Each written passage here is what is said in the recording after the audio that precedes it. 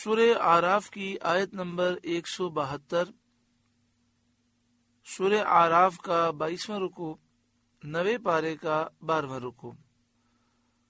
اللہ رب العالمین نے ارشاد فرمایا وَإِذْ أَخَذَ رَبُّكَ مِن بَنِي آدَمَ مِن ظُهُورِهِمْ ذُرِّيَّتَهُمْ، اور اے محبوب یاد کریں جب آپ کے رب نے اولاد آدم کی پشت سے ان کی نسل نکالی،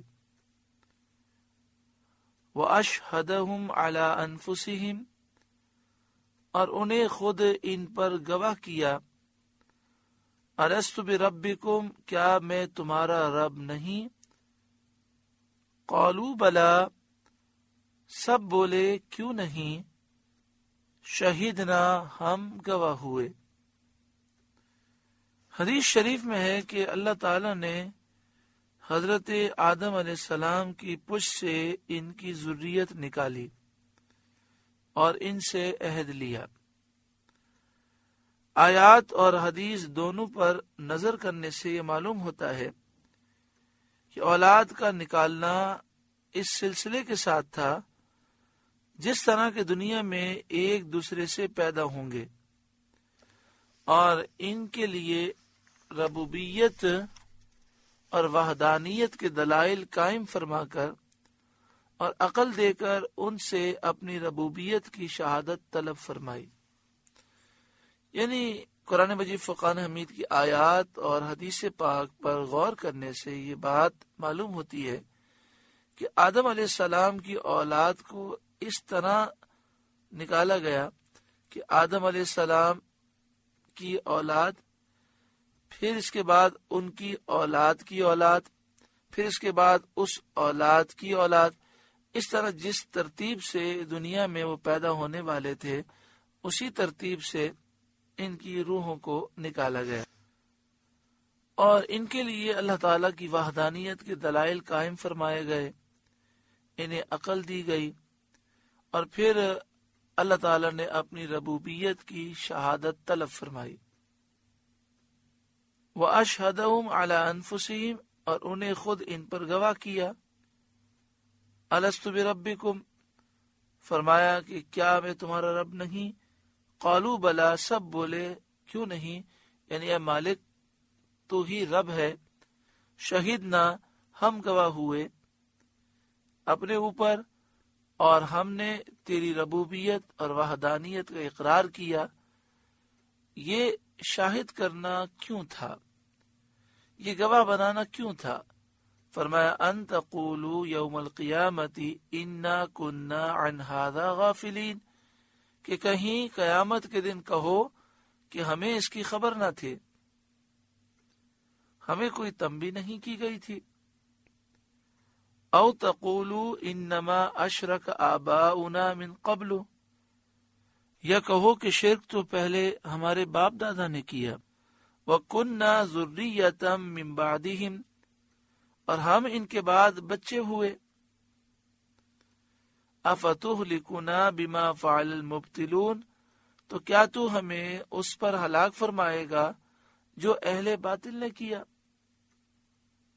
یعنی مطلب یہ کہ ہم تو بچے تھے، ہم نے اپنے باپ داداؤں کو یہ شرک کرتے ہوئے دیکھا، جیسا انہیں دیکھا ان کے اتباع اور اقتداء میں ویسا ہی کرتے رہے۔ تو اللہ تبارک و تعالی نے عالم ارواح میں روحوں کو جمع کر کے ان کے لیے وحدانیت کے دلائل قائم کر کے انہیں عقل دے کر ان سے ربوبیت کی شہادت طلب کی گئی تاکہ یہ عذر کرنے کا موقع نہ رہے۔ اب جب ان سے عہد لے لیا گیا اور ان کے بعد رسول آئے اور انہوں نے اس عہد کو یاد دلایا اور توحید پر دلائل قائم ہو گئے، تو اب کسی قسم کا کوئی عذر باقی نہ رہا۔ وَكَذَلِكَ نُفَصِّلُ الْآيَاتِ، اور ہم اسی طرح آیتیں تفصیل سے بیان کرتے ہیں، ہم اسی طرح آیتیں رنگ رنگ سے بیان کرتے ہیں تاکہ بندے تدبر و تفکر کر کے حق اور ایمان قبول کریں وَلَعَلَّهُمْ يَرْجِعُونَ، اور اس لیے کہ کہیں وہ پھر آئیں، شرک اور کفر سے توبہ کریں، توحید اور ایمان کی طرف آ جائیں۔ نبی صلی اللہ علیہ وآلہ وسلم صاحب معجزات کے بتانے سے یہ لوگ اپنے عہد میثاق کو یاد کریں اور اس کے مطابق عمل کریں۔ وَاتْلُ عَلَيْهِمْ نَبَأَ الَّذِي آتَيْنَاهُ آيَاتِنَا، اور اے محبوب انہیں اس کا احوال سناؤ جسے ہم نے اپنی آیتیں دیں۔ فَانْسَلَخَ مِنْهَا، تو وہ ان سے صاف نکل گیا۔ فَأَتْبَعَهُ الشَّيْطَانُ فَكَانَ مِنَ الْغَاوِينَ، تو شیطان اس کے پیچھے لگا تو گمراہوں میں ہو گیا۔ یہ بلم باعور کا واقعہ ہے، جس کا واقعہ مفسرین نے اس طرح بیان کیا ہے کہ جب حضرت موسیٰ علیہ السلام نے جبارین سے جنگ کا ارادہ کیا، یعنی جو کافر تھے جنہیں جبارین کہا گیا، ان سے جب آپ نے جنگ کا ارادہ کیا اور سرزمین شام میں آپ نے قیام فرمایا، وہاں پر آپ تشریف لے گئے، تو بلم باعور کی قوم اس کے پاس آئی اور اس سے کہنے لگی کہ حضرت موسیٰ علیہ السلام بہت تیز مزاج ہیں اور ان کے ساتھ کثیر لشکر ہے، وہ یہاں آئے ہیں، ہمیں ہمارے شہروں سے نکال دیں گے، قتل کریں گے اور ہماری جگہ بنی اسرائیل کو اس سرزمین میں آباد کریں گے۔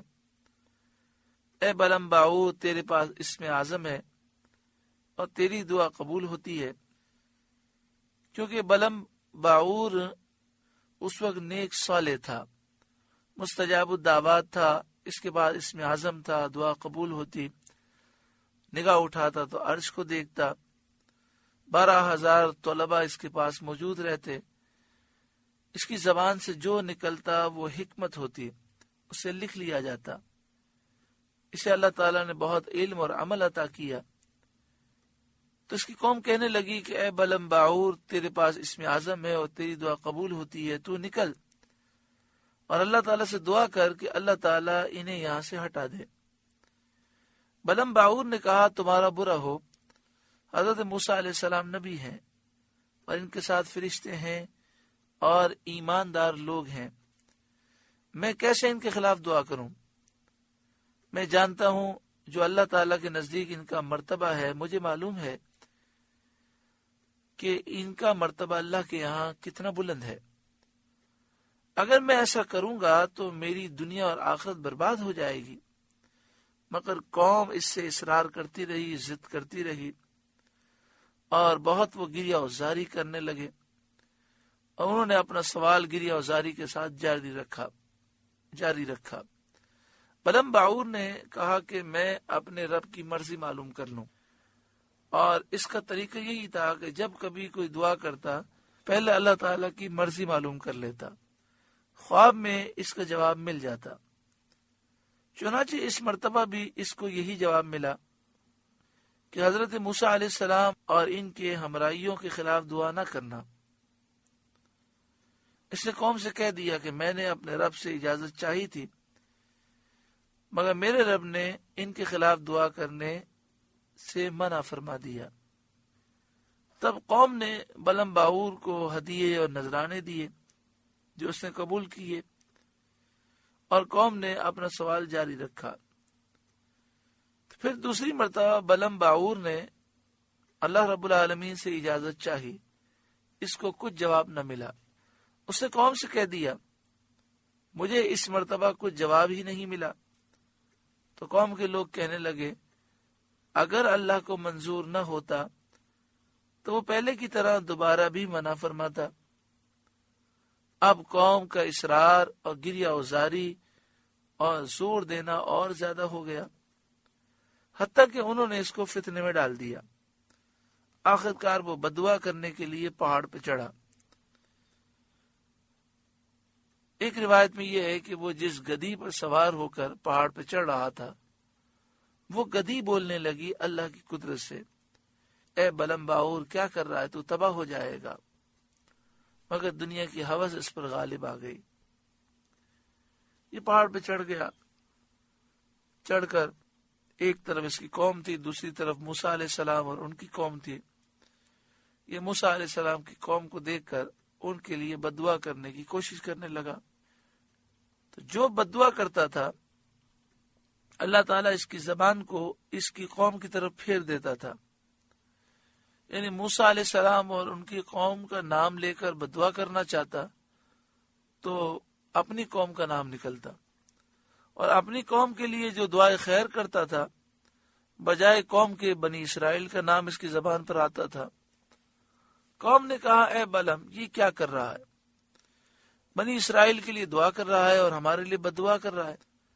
کہا یہ میرے اختیار کی بات نہیں، میری زبان میرے قبضے میں نہیں ہے، اور اس کی زبان باہر نکل پڑی تو اس نے اپنی قوم سے کہا میری دنیا اور آخرت دونوں برباد ہو گئیں۔ اس آیت میں اس کا بیان ہے۔ حدیث پاک میں ہے کہ یہ بلعم باعور کتے کی شکل میں جہنم میں جائے گا، کیونکہ اس نے نبی کی توہین اور بے ادبی کی، کتے کی شکل میں جہنم میں جائے گا۔ اور اصحاب کہف کا کتا جس نے اللہ کے نیک بندوں کی تعظیم کی، ان سے محبت کی، حدیث پاک میں ہے کہ وہ انسانی شکل میں جنت میں جائے گا۔ اللہ والوں کی بے ادبی انسان کو کہاں سے کہاں برباد کر دیتی ہے۔ بلعم باعور کس قدر مقام و مرتبہ رکھتا تھا لیکن بے ادبی سے برباد ہو گیا۔ اور اللہ والوں کی محبت انسان کو کیا مقام دے گی کہ جب اصحاب کہف کا کتا اللہ والوں سے محبت رکھنے کی وجہ سے انسانی شکل میں جنت میں جائے گا، تو انسان اور حضور کا امتی جب نبی اکرم صلی اللہ علیہ وآلہ وسلم سے محبت کرے، صالحین سے محبت کرے، تو اسے کتنا بلند و بالا مقام نصیب ہوگا۔ وَاتْلُ عَلَيْهِمْ نَبَأَ الَّذِي آتَيْنَاهُ آيَاتِنَا، ارے محبوب انہیں اس کا احوال سناؤ جسے ہم نے اپنی آیتیں دیں۔ اے محبوب آپ ان کے سامنے اس کی خبر پڑھیں جسے ہم نے ہماری آیتیں دیں، مقام و مرتبہ دیا، اسے علم عطا فرمایا۔ فَانْسَلَخَ مِنْهَا، تو وہ ان سے صاف نکل گیا اور اس نے ان آیتوں کا اتباع نہ کیا۔ فَأَتْبَعَهُ الشَّيْطَانُ، تو شیطان اس کے پیچھے لگا۔ فَكَانَ مِنَ الْغَاوِينَ، تو گمراہوں میں ہو گیا وہ۔ وَلَوْ شِئْنَا لَرَفَعْنَاهُ بِهَا، اور ہم چاہتے تو آیتوں کے سبب اسے اٹھا لیتے اور بلند درجہ عطا فرما کر ابرار کی منازل میں پہنچا دیتے۔ وَلَكِنَّهُ أَخْلَدَ إِلَى الْأَرْضِ، مگر وہ تو زمین پکڑ گیا، یعنی دنیا کا لالچی ہو گیا، دنیا کے فتنے میں مبتلا ہوا۔ وَاتَّبَعَ هَوَاهُ، اپنی خواہش کا تابع ہوا، اپنی نفسانی خواہش کے پیچھے چلا۔ فَمَثَلُهُ كَمَثَلِ الْكَلْبِ، تو اس کا حال کتے کی طرح ہے۔ إِن تَحْمِلْ عَلَيْهِ يَلْهَثْ، تو اس پر حملہ کرے تو زبان نکالے، او تترکہ یلہث، اور چھوڑ دے تو زبان نکالے۔ یہ ایک ذلیل جانور کے ساتھ تشبیہ ہے کہ دنیا کی حرص، لالچ، ہوس رکھنے والا اگر اس کو نصیحت کرو تو فائدہ نہیں ہوتا، حرص، ہوس، لالچ میں مبتلا رہتا ہے، اور چھوڑ دو تو بھی اسی حرص، ہوس اور لالچ میں گرفتار رہتا ہے۔ جس طرح زبان نکالنا کتے کی لازمی طبیعت ہے، اسی طرح حرص ایسے لالچی لوگوں کے لیے لازم ہو گئی ہے۔ ذالک مثل القوم الذین کذبوا بآیاتنا، یہ حال ہے ان کا جنہوں نے ہماری آیتیں جھٹلائیں۔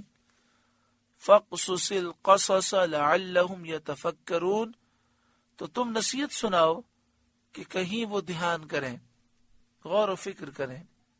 ساء مثلا القوم الذین کذبوا بآیاتنا، کیا بری کہاوت ہے ان کی جنہوں نے ہماری آیتیں جھٹلائیں، کیا بری مثال ہے ان لوگوں کی جنہوں نے ہماری آیتیں جھٹلائیں۔ وَأَنفُسَهُمْ كَانُوا يَظْلِمُونَ، اور اپنی ہی جان کا برا کرتے تھے، وہ لوگ اپنی ہی جانوں پر ظلم کیا کرتے تھے۔ مَن يَهْدِ اللَّهُ فَهُوَ الْمُهْتَدِي، جسے اللہ راستہ دکھائے تو وہی راستے پر ہے۔ اللہ تعالی ہمیں بھی سیدھے راستے پر چلنے کی توفیق عطا فرمائے۔ وَمَن يُضْلِلْ فَأُولَٰئِكَ هُمُ الْخَاسِرُونَ، اور جسے وہ گمراہ کرے تو وہی نقصان میں رہے، تباہی و بربادی میں وہی مبتلا ہوا جسے اللہ نے گمراہ کیا۔ اور اللہ تعالیٰ ان لوگوں کو گمراہ فرماتا ہے جن کے دل گناہ کر کے کفر کر کے مردہ ہو جاتے ہیں۔ وَلَقَدْ ذَرَأْنَا لِجَهَنَّمَ كَثِيرًا مِنَ الْجِنِّ وَالْإِنسِ، اور بے شک ہم نے جہنم کے لیے پیدا کیے بہت سے جنات اور آدمی، یعنی کفار جو جہنم کے لیے پیدا کیے گئے، جو اللہ تعالیٰ کی نشانیوں میں تدبر کرنے سے، غور و فکر کرنے سے منہ موڑتے ہیں، اور ان کا کافر ہونا اللہ کے علم ازلی میں ہے۔ لہم قلوب لا یفقہون بہا، وہ دل رکھتے ہیں جن میں سمجھ نہیں، یعنی حق سے منہ موڑ کر اللہ تعالیٰ کی آیتوں میں تدبر کرنے سے محروم ہو گئے۔ اور دل کا اصل جو کام ہے وہ یہی ہے کہ اللہ تعالیٰ کی آیات میں، نشانیوں میں وہ تدبر کرے اور معرفت الہی حاصل کرے، تو اس سے محروم ہے۔ لہذا فرمایا لہم قلوب لا یفقہون بہا، وہ دل رکھتے ہیں جن میں سمجھ نہیں۔ وَلَهُمْ أَعْيُنٌ لَا يُبْصِرُونَ بِهَا، اور وہ آنکھیں رکھتے ہیں جن سے دیکھتے نہیں، یعنی حق اور ہدایت کی راہ نہیں دیکھتے، اللہ تعالیٰ کی آیات و نشانیوں کو نہیں دیکھتے، توحید کے دلائل نہیں دیکھتے، تو ان کی آنکھیں بیکار ہیں۔ وَلَهُمْ آذَانٌ لَا يَسْمَعُونَ بِهَا، اور وہ کان رکھتے ہیں جن سے سنتے نہیں، یعنی نصیحت کو بغوش قبول اور باوجود قلب و حواس رکھنے کے وہ امور دین میں ان سے نفع نہیں اٹھاتے۔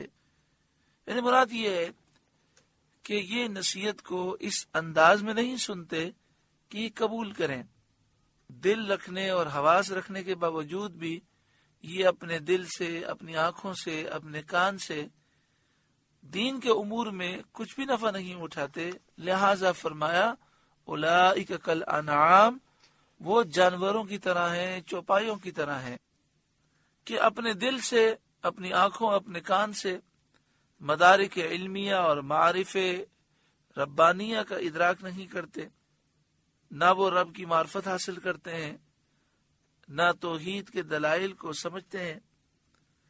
کھانے پینے کے دنیاوی کاموں میں تمام جانور اپنے حواس سے کام لیتے ہیں، انسان بھی اتنا ہی کرتا رہا، تو اس کو جانوروں پر کیا فضیلت، اس میں اور جانوروں میں کیا فرق ہے؟ تو فرمایا اولئک کالانعام، وہ چوپائیوں کی طرح ہے، جانوروں کی طرح ہے۔ بل ہم اضل، بلکہ ان سے بڑھ کر گمراہ ہیں، کیونکہ چوپایا جانور بھی اپنے فائدے کی طرف بڑھتا ہے اور نقصان سے بچتا ہے، اور نقصان کو دیکھ کر پیچھے ہٹتا ہے، اور یہ کافر جہنم کی راہ چل کر اپنا نقصان اختیار کرتا ہے، تو یہ تو جانور سے بدتر ہوا۔ آدمی روحانی، شہوانی، سماوی، ارضی ہے، جب اس کی روح شہوتوں پر غالب ہو جاتی ہے تو آدمی فرشتوں سے زیادہ فضیلت پا لیتا ہے، اور جب شہوتیں روح پر غلبہ پا جاتی ہیں تو آدمی زمین کے جانوروں سے بدتر ہو جاتا ہے۔ اولئک هم الغافلون، وہی غفلت میں پڑے ہیں۔ وَلِلَّهِ الْأَسْمَاءُ الْحُسْنَى، اللہ ہی کے ہیں بہت اچھے نام، فَادْعُوهُ بِهَا، تو اسے ان سے پکارو۔ حدیث شریف میں ہے اللہ تعالیٰ کے 99 نام جس کسی نے یاد کر لیے جنتی ہوا، علماء کا اس پر اتفاق ہے کہ اسماء الہیہ 99 میں منحصر نہیں ہے، یعنی نام 99 سے زائد ہیں۔ حدیث کا مقصود صرف یہ ہے کہ اتنے ناموں کے یاد کرنے سے انسان جنتی ہو جاتا ہے۔ قرآن مجید فرقان حمید کی ابتدا میں یہ 99 نام لکھے ہوتے ہیں۔ اللہ تعالیٰ ہمیں یاد کرنے کی توفیق عطا فرمائے۔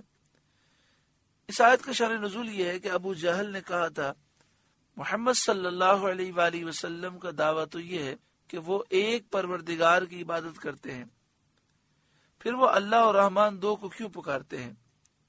اس پر یہ آیت کریمہ نازل ہوئی اور اس جاہل بے عقل کو بتایا گیا کہ معبود تو ایک ہی ہے، نام اس کے بہت سارے ہیں۔ وَلِلَّهِ الْأَسْمَاءُ الْحُسْنَى، اور اللہ ہی کے ہیں بہت اچھے نام۔ فَادْعُوهُ بِهَا، تو اسے ان ناموں سے پکارو۔ وَذَرُوا الَّذِينَ يُلْحِدُونَ فِي أَسْمَائِهِ، اور انہیں چھوڑ دو جو اس کے ناموں میں حق سے نکلتے ہیں۔ حق سے اور استقامت سے نکلنا کئی طرح ہے۔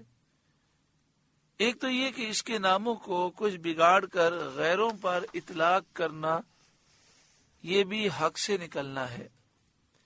جیسے مشرکین نے الہ کا لات بنا دیا، عزیز کا عزا بنا دیا اور منان کا منات کر لیا، اور یہ نام اپنے بتوں کے رکھ دیے، لات، عزا، منات، اور انہوں نے یہ بت جو ہے مونس بنائے عورتوں کی شکل کے، اور ان کے یہ نام رکھ دیے۔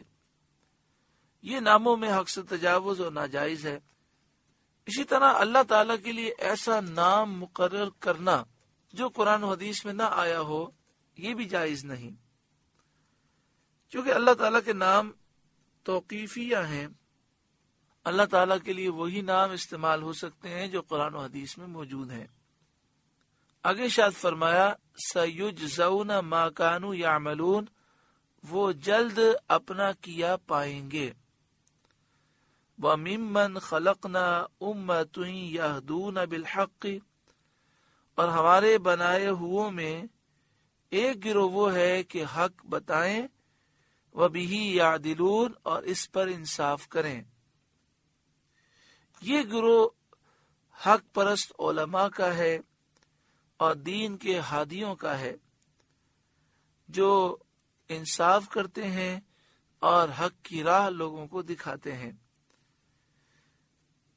اس آیت سے یہ مسئلہ ثابت ہوا کہ ہر زمانے کے اہل حق کا اجماع حجت ہے، اور یہ بھی ثابت ہوا کہ کوئی زمانہ حق پرستوں اور دین کے ہادیوں سے خالی نہ ہوگا۔ جیسا کہ حدیث شریف میں ہے کہ ایک گروہ میری امت کا قیامت تک دین حق پر قائم رہے گا، اس کو کسی کی عداوت، دشمنی، مخالفت نقصان نہ پہنچا سکے گی۔ سورہ اعراف کا 22واں رکوع مکمل ہوا۔ اللہ رب العالمین اس رکوع کے نور سے ہمارے قلوب کو روشن منور فرمائے۔